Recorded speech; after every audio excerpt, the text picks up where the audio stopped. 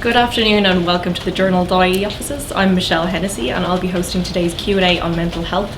I'm joined today by Dr. Eddie Murphy, who is a clinical psychologist with more than 20 years experience, and you might recognise him from RTE's Operation Transformation. Thanks a lot for joining us today. Sorry, I'm looking forward to our conversation.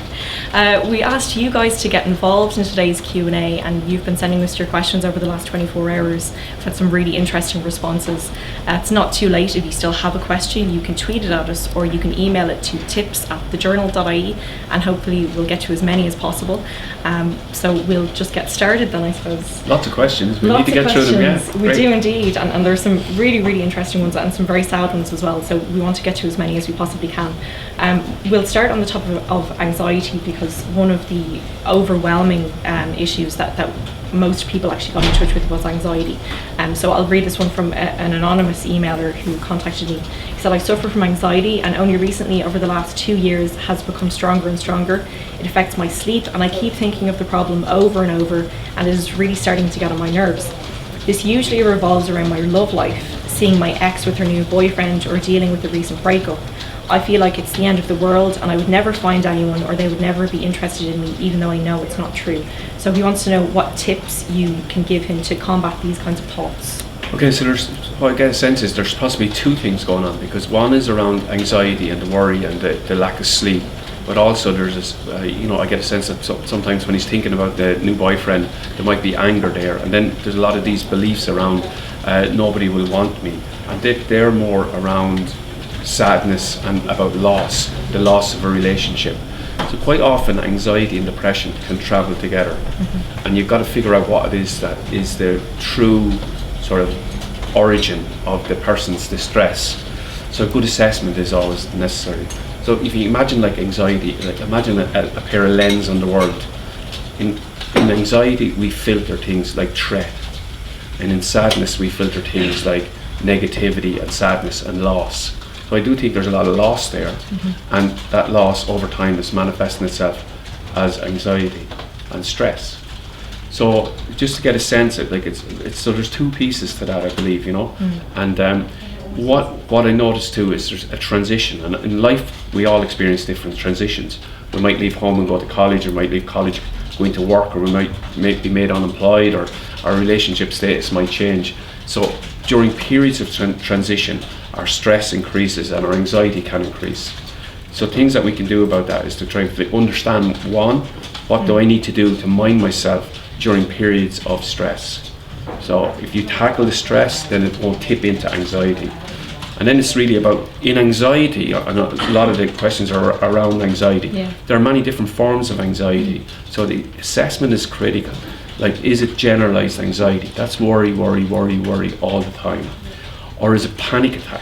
Like 1 in 10 people will experience a panic attack in their whole lives. And it's very high. It's very high, yeah. So say there's like 40 people in the office here, at least 4 people will have experienced panic attacks already, we know that. Yeah. So it's really prevalent. And they're incredibly powerful, incredibly terrifying, but they're not dangerous. But people don't, if you experience a panic attack. Yeah. So what I'm saying for this person here, it's good, we might call all our ladies, because it's good to give a name, anonymous name, because we'll just call all the girls Mary and all the men Pat. Yeah. And that way we can This is Pat, yeah. So Pat's concerned about, what I would be concerned would be around Pat's beliefs.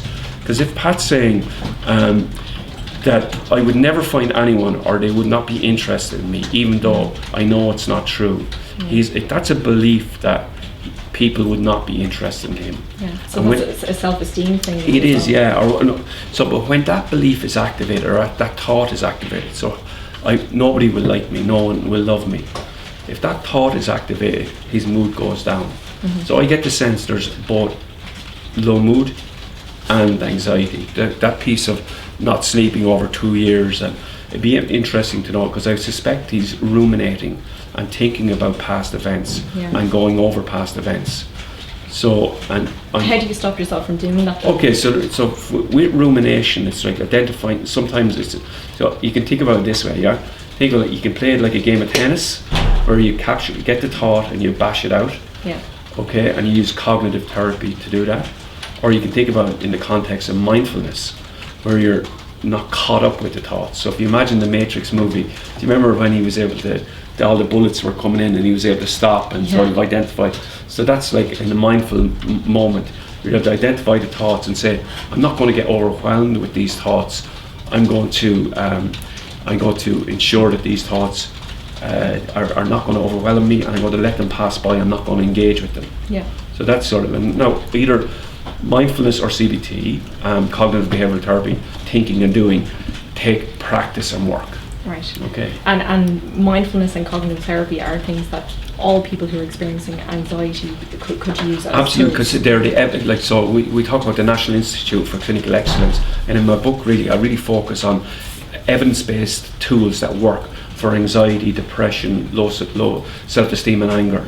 And because my role as a scientist practitioner or as a therapist is to give people tools that really work in a jargon-free, accessible way. Yeah.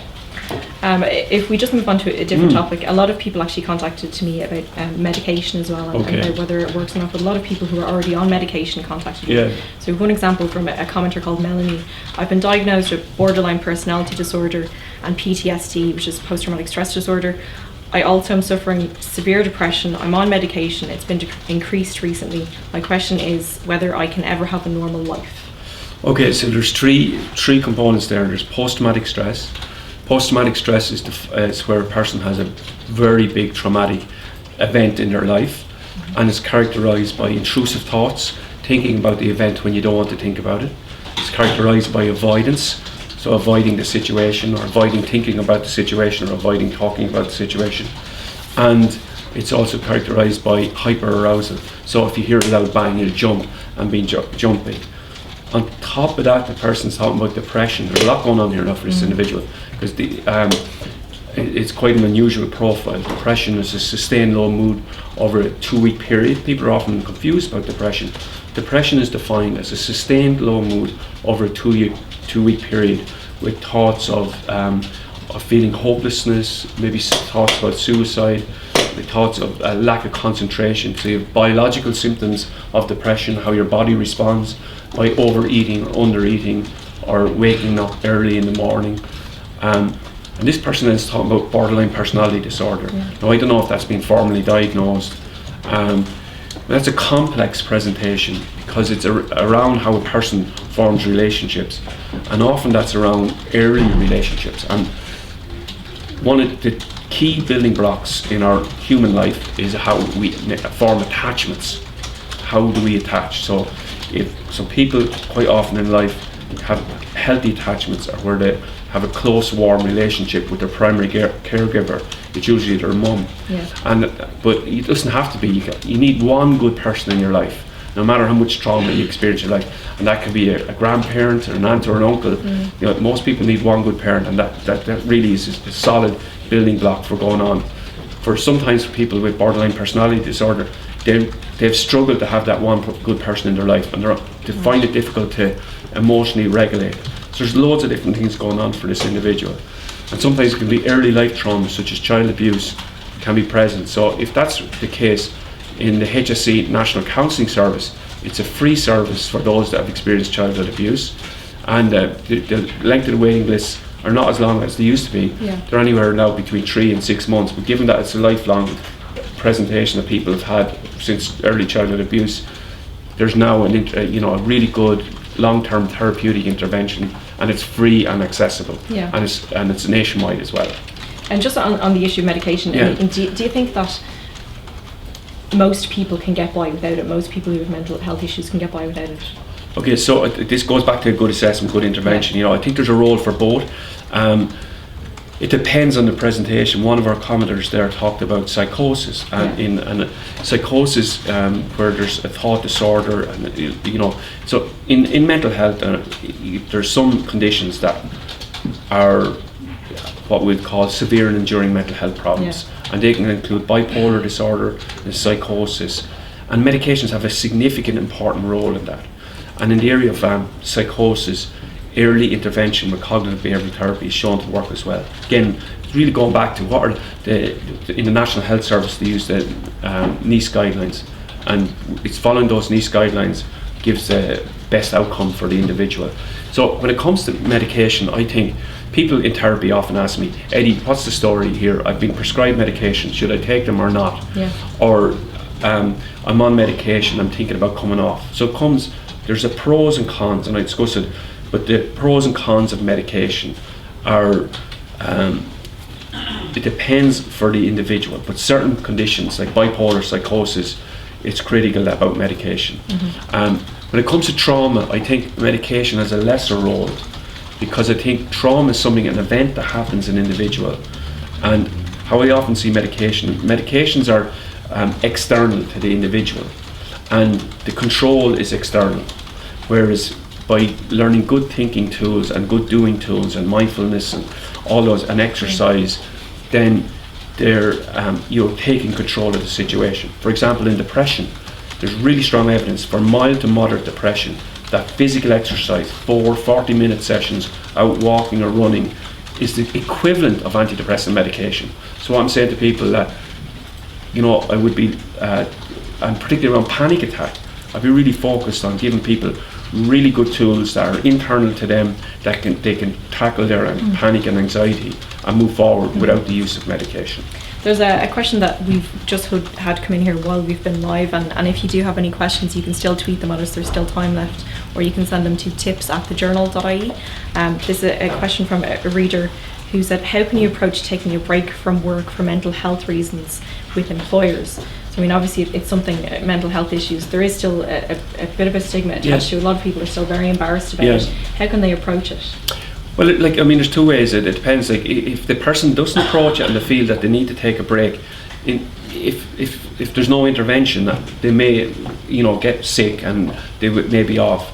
So, for some people it could be they go in under a guise, they go to their GP, have a positive relationship, and the GP signs them off work. But the GP can say for medical reasons without actually giving the reason. So some GPs will do that, and they're very supportive to their patients around that. So that's one way of doing it. Obviously, getting a GP to sign you off would be appropriate, and having that discussion with your GP. But for some employers, it's not necessarily for them to know that this is why you're taking the time off. For others, it may be necessary to know, because you could access more supports. And that's an individual call, judgment call for the individual, because some places can be very supportive to the worker, and possibly going back into work can be done on a phased basis. So quite often I would talk to people about maybe if they're been out of work for a period of time, like this person who decides to step back and do some really good skills building, and then it's going back into work, that they go back in a phased basis. If we just turn to another topic now, a lot of people, again, apart from anxiety, a lot of people contact us about the work-life balance. Two women in particular, two middle-aged women in particular, who had questions, and they're both mothers. One said that she works very late night shifts, and she hardly gets to see her children. The second woman says she's a 40-something mother of two children, a full-time job, and both she and her husband, they work very long hours, between meals, housework, homework for the twins, and my own work. After normal working hours, I feel totally drained at the end of each day and have no social life to speak of. She said she and her husband, they never, and she said, I mean never, not rarely, go out together, as babysitting is costly. I realised recently I now rarely feel joy, mostly just stress, and I feel like I'm up against the clock every day. Do you have any sort of top tips? I mean, maybe 3 tips for someone to declutter their life, or to take a step back and sort of say to themselves, these are the important things. But that's really common, because sometimes that's a hangover from the Celtic Tiger, where people have got caught with high mortgages, have gone into negative equity, have young children, and are often commuting. There's a lot for people to deal with nowadays. There's a lot going on there. And really, when it comes to stress, I think about it in different ways. Like, I think about it in the 3 Ds, like deal with it, delegate it, or dump it, right? And it's maybe evaluating what is important in that person's life. What is it, like, there's a disconnect. It's almost like the relationship, the adult relationship between herself and her husband has gone in separate ways, and it's about how you can start reconnecting. These are ways that a person can reconnect.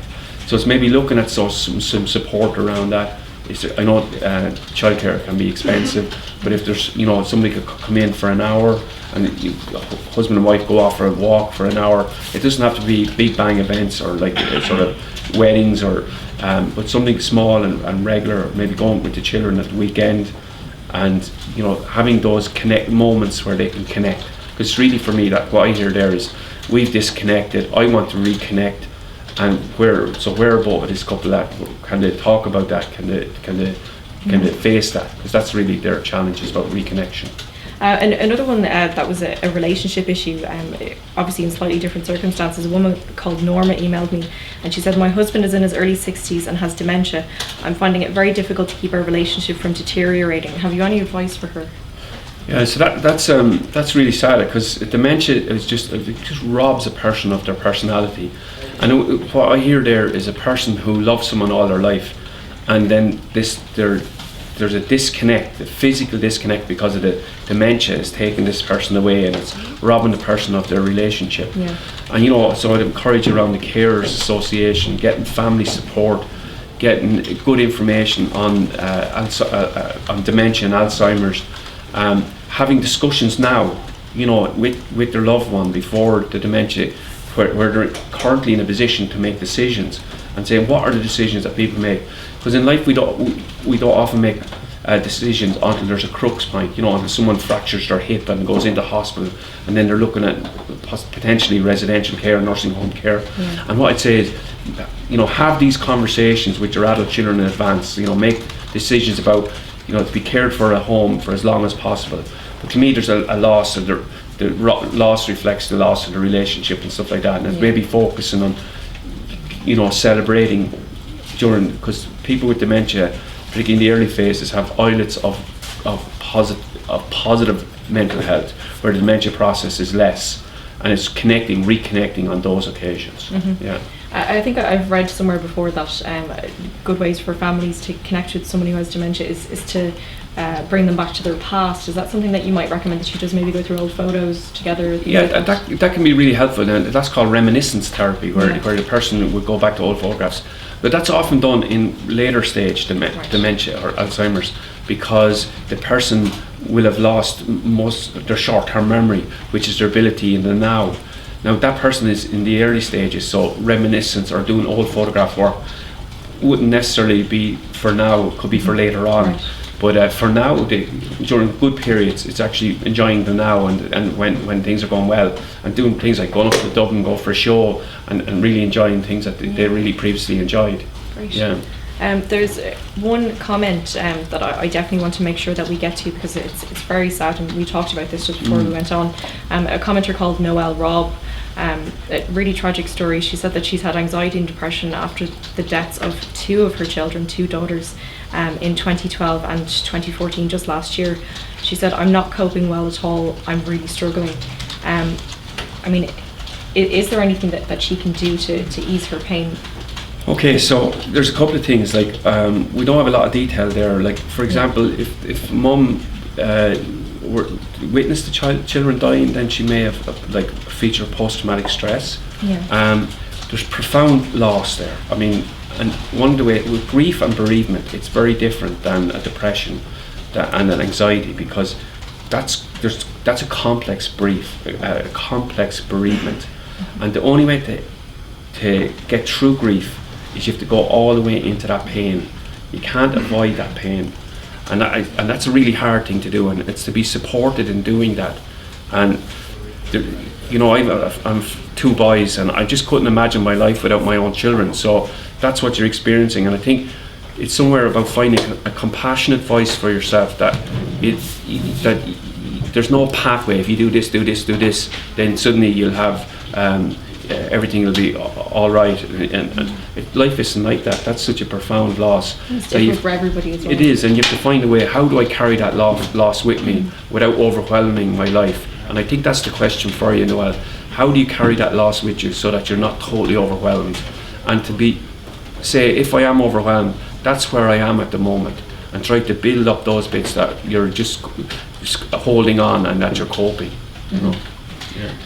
We've talked already a little bit about, to do with the woman and her husband having dementia, but when it comes to the family members of people who are suffering from mental health problems, I think sometimes that can be overlooked a little bit. So we have one example here.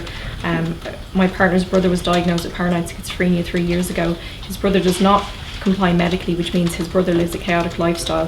This is very difficult for my partner. I'm concerned, though, that he has internalized all of his emotions to do with his brother's illness. This woman, she's very concerned about him. She says, we love each other deeply. I'm concerned he might be depressed, but she doesn't know how to approach him. She said he's a typical Irish man when it comes to health, and he obviously doesn't want to talk about it. What can she do to get him to open up, or maybe to seek help? Well, sometimes you can try and set the conditions for help, but sometimes people just don't go. Like 9 out of 10 people that will contact me are women, and if they're contacting me, if they're concerned about their husband, it's the wives and the mothers that will contact me. The guys won't contact me. Yeah, they will. They'll ring and say, I had a phone call this morning. I was on the radio, and then afterwards I had a phone call saying, listen, Eddie, I'm concerned about my son, and he's 45, and the mum is like 70, and so that it's very prevalent. And I suppose the piece there around that's such schizophrenia, and a person that's not on medication, not taking medication, can live a very chaotic lifestyle, and you don't know whether there's other siblings involved, or that's the only brother, or are the parents alive, and he's concerned about the parents and stuff like that. He could be very angry towards the brother. He's saying, like, look, you're putting our family through hell here, even though you're unwell. That's the reality. And what a lot of people do when they have mental health issues is, and I'll just step away a little bit about anxiety and depression, sometimes carers can keep the problems going. Yeah. And so we talk about smart caring in the book, where I look at what people do that can sort of not keep the problem going. Because one of the key questions for any mental health difficulty is, what keeps the problem going? And if you can target that, then you can plot out a solution. And there's one quick one that I want to get to just before we finish up, and it says, a commenter was asking about interaction with animals. We're big animal lovers here in the journal. He wants to know, in his years as a clinical psychologist, does he believe a strong link between regular interaction with animals and positive mental health, i.e. a person with schizophrenia owning a pet or two resulting in more good days than bad? So has it been proven in any way that animals are good for you? There is really good research out there, and first of all, animals give good routine, because they need feeding, water, walking. So you can give someone in a chaotic lifestyle some structure, and gives them attachment. And it's like, I did some work with homeless people and recently, and you could see the animals, and because animals basically give you a connection that they're not necessarily going to hurt you, where the world has hurt you. So we've worked, and I've been in some projects where we brought animals into learning disabilities or facilities, or into the work in hospices and the work in care areas, and they can bring a lot of joy. A lot of people can connect with animals, and they break down it's non-verbal, isn't it, really, animals. And I'm a dog lover myself, so I'm all for animals, but there's good evidence to support it as well. That's great. That's all we're going to have time for the moment. We've passed the 20-minute mark. It flew by, actually. I'm sorry that we didn't get to everybody's questions. We were overwhelmed with the questions, actually, but Dr. Eddie Murphy has kindly agreed to answer some more of them that we didn't get to afterwards, either by email, or he might come into the comments section afterwards and answer a few more of them. I'd like to thank everybody for tuning in. Thanks a lot, and take care. Thank you very much.